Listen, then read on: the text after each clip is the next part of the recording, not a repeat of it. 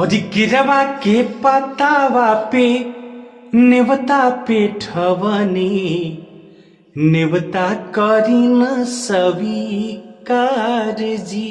हाँ लीना यरग मोर आदित्य गोसाइया बरती के सुनली पुकार जी। हाँ किरवा के पतावा पे नेवता पे ठवनी नेवता करी न स्वीकार जी। देह मयराग दुनु बेरा आदित तोहे सझिया फजीरे हो।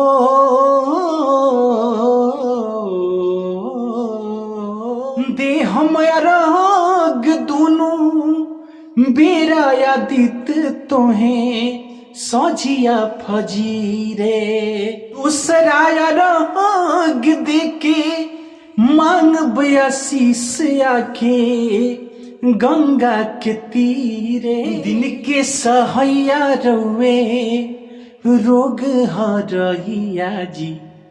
और दिन के सहैया रउए रोग हरैया जी। रउए से जग मेरा जोर जी।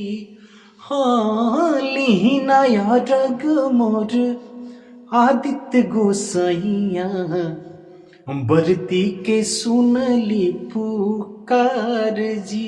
हाँ किरवा के पतावा पे नेवता पे ठवनी नेवता करी न स्वीकार जी। रउए से रात होला रउए से दिन काल चक्र चलेला। और नजरी के कोर से करिले अजोर जग रउए से जगेला। और हर साल करब बरत आई छठी घटिया हो हमनी पे करब उपकार जी। हाँ लीना यरग मोर आदित्य गोसाइया बरती के सुनली पुकार जी। हो किरवा के पतावा पे नेवता पे ठवनी नेवता करी न स्वीकार जी।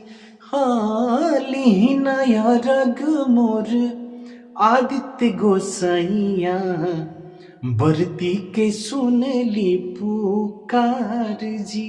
हाँ किरवा के पतावा पे नेवता पे ठवनी नेवता करी न स्वीकार जी।